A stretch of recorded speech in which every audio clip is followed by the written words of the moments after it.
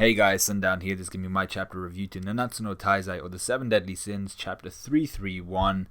I think so, yeah, this world ain't big enough for the both of us. Um,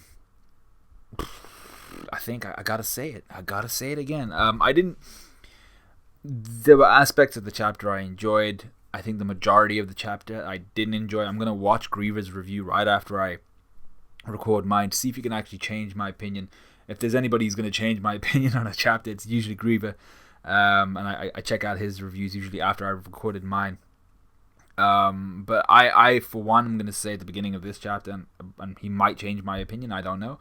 I did not like this chapter. There were so many different things which I'll get to, which were just really bad. I mean, I don't like the fact that the Sins are together fighting against the Demon King, for one thing. We'll get to that. Even though it looked cool, and I'm like, oh yeah, the Sins are finally together. I like the fact that the Sins are actually fighting together for once. I just don't like the fact that it's against the Demon King, where I see that there might be a better option, not necessarily in terms of strength, but a better option in terms of story and in terms of who should be interacting with the Demon King, considering the 3,000 years of history plus that they may have with said person.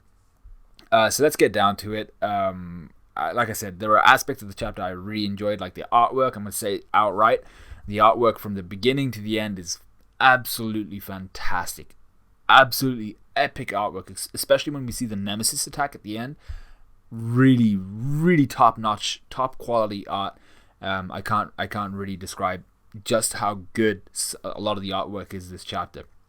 Fantastic. But we start off with the Seven Deadly Sins all running towards the Demon King, saying, with all the strength we still have, we're going to take you down. By the way, a lot of fairy tale dialogue in this chapter. We have Elizabeth here being like, oh, Meliodas, you all, and she doesn't finish it, and I'm just like, well, yeah, if you're surprised that they're going to fight, I mean, like, that's kind of the whole thing. That's what they were going to do anyway, right? These guys weren't just going to be like, oh my god, we can't take him. He's now a mountain. What are we going to do? These guys were going to fight him no matter what form he took.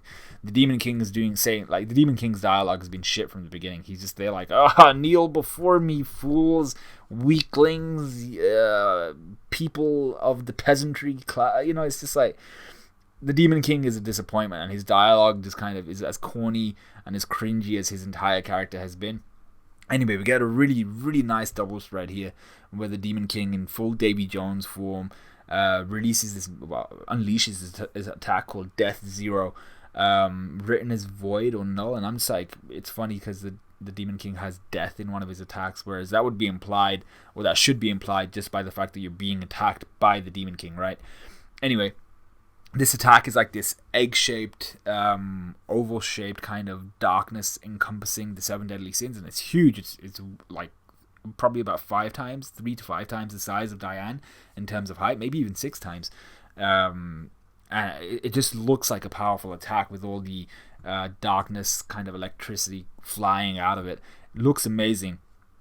But obviously it's a magic-based attack, so I was just there like, Meliodas knows how to use full counter, right? Like, Meliodas can use full counter, and it's not even a question. We see Meliodas use full counter this chapter about 6 to 10 times. He knows how to use it. Why not use it here? It would have saved everyone a little bit of pain, and everyone's acting like it's a lot of pain and stuff like that.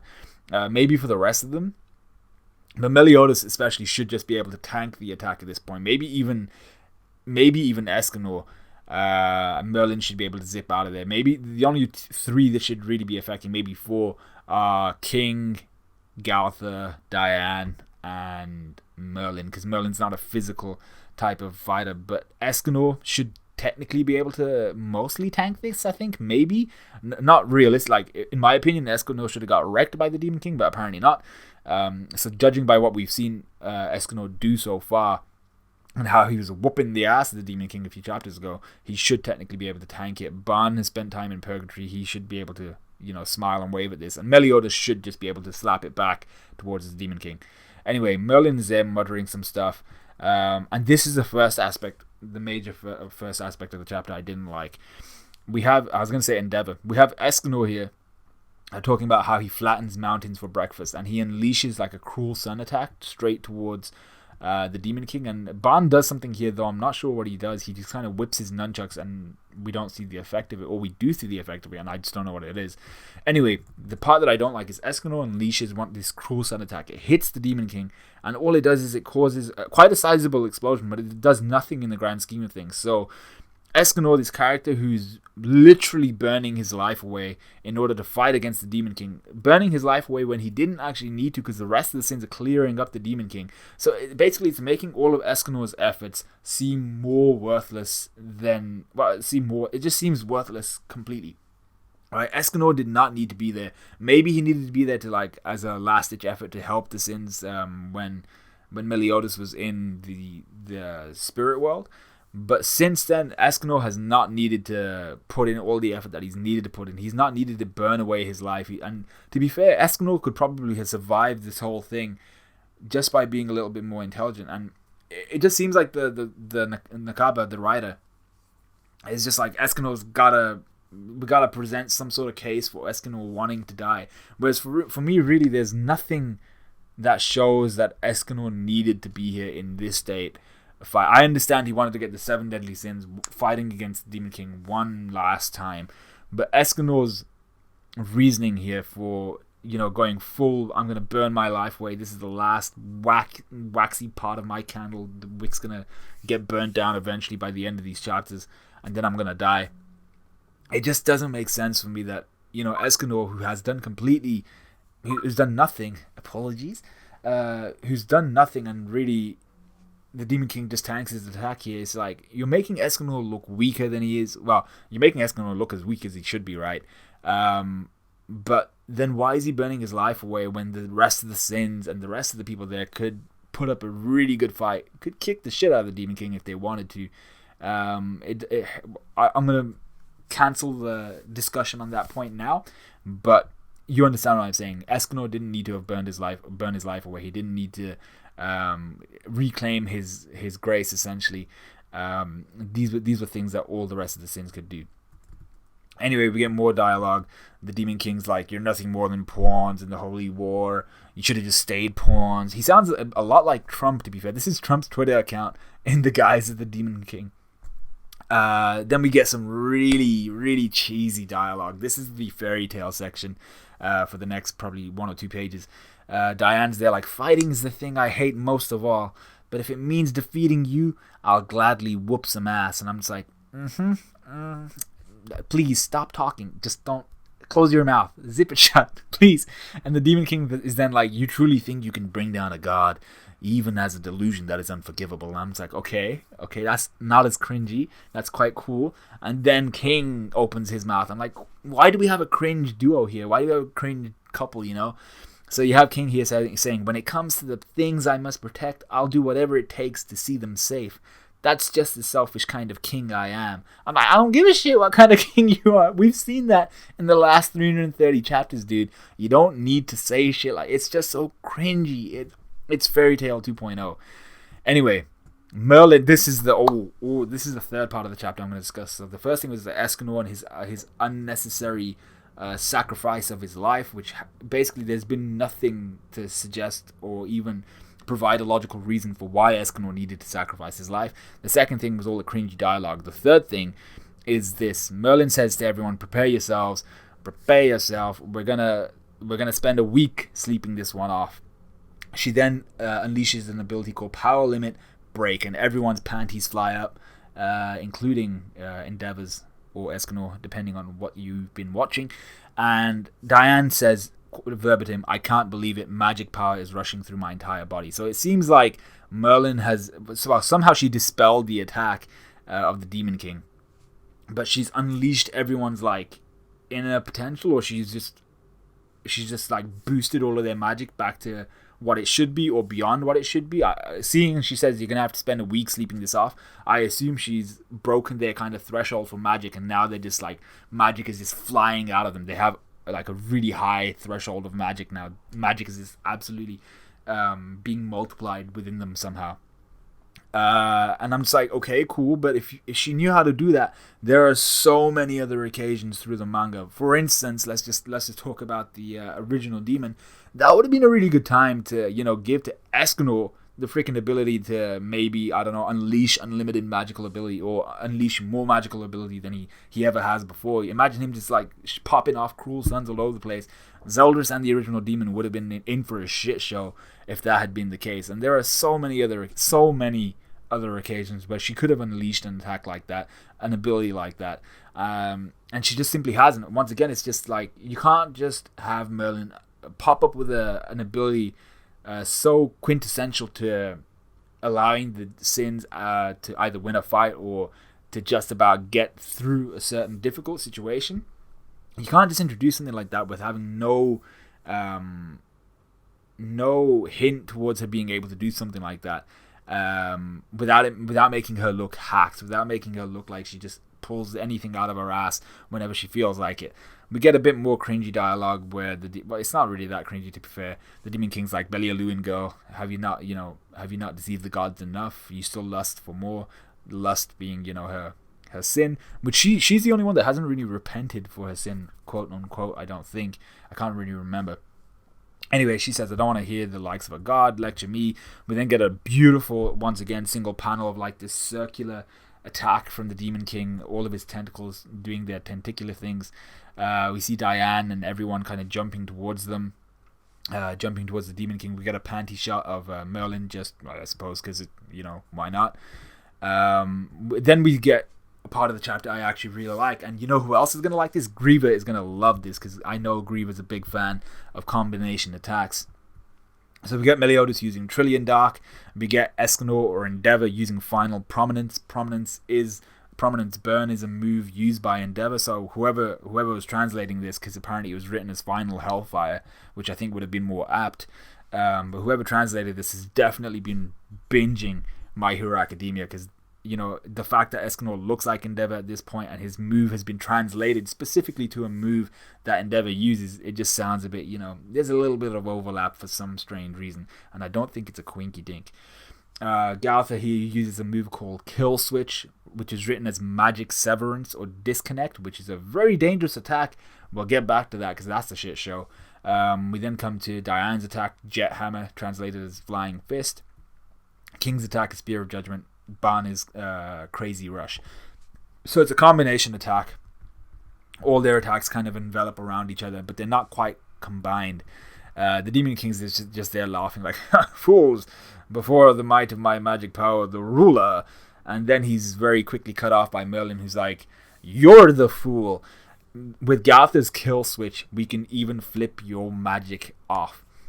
Bullshit. This was one of the biggest this is a horrifying addition to this chapter, and I can't wait to watch Grieva's review, because I'm hoping he's actually thinking a lot of the same stuff here, in the sense of having Galtha, or giving Galtha the ability to be to disable the Demon King's, the ruler ability.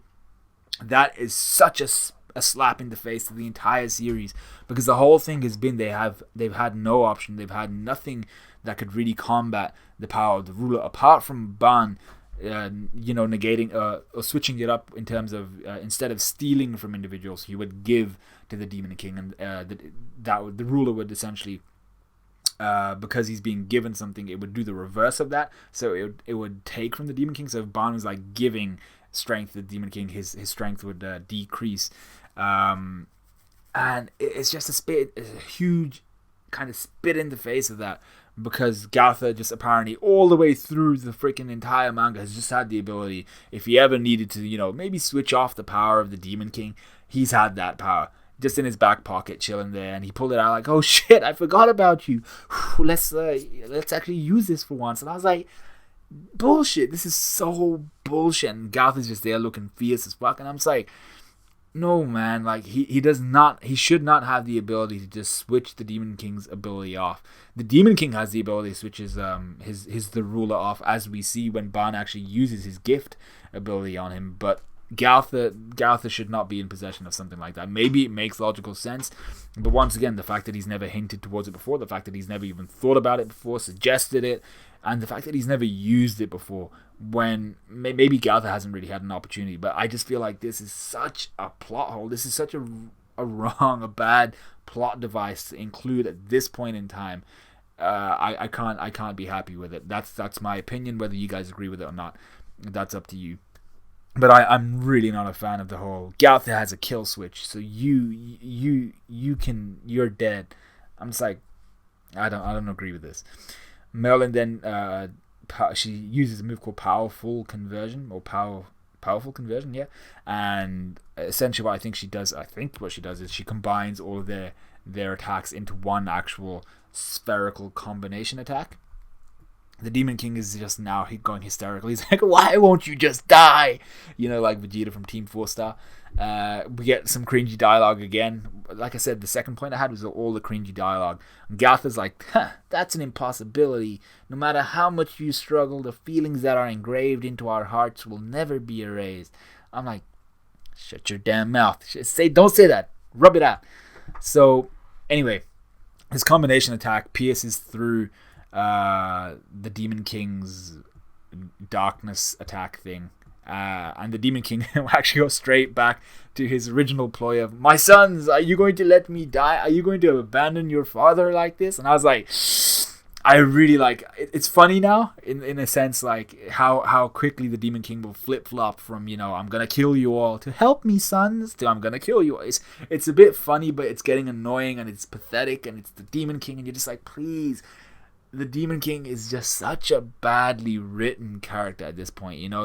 He's almost like, it's almost like he's bipolar in the sense of he's there saying like, I'm gonna kill you all, and then as soon as there's a slight hint of danger, this is the Demon King. He's meant to be a battle-hardened warrior, a weather-beaten, completely leather-skinned, absolutely rustic. He's meant to be an immensely powerful individual who's just an absolute old-school badass.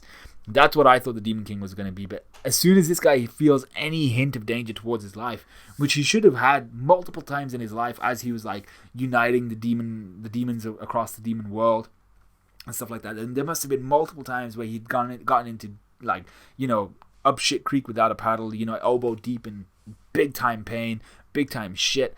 And he came out on top because he's a badass and stuff like that. But no, as soon as the Demon King feels any hint of danger, as soon as he feels like, the paper is running thin and maybe his finger might poke through and touch his ass, he starts squealing like a little bitch, and he's just like, are you going to abandon your father like this? And I'm like, this is such a poor design for a character, and apparently Nakaba doesn't see it, even though it is a little bit funny. Anyway, Meliodas jumps in here and full counters the attack back where it came from, or away from the Demon King.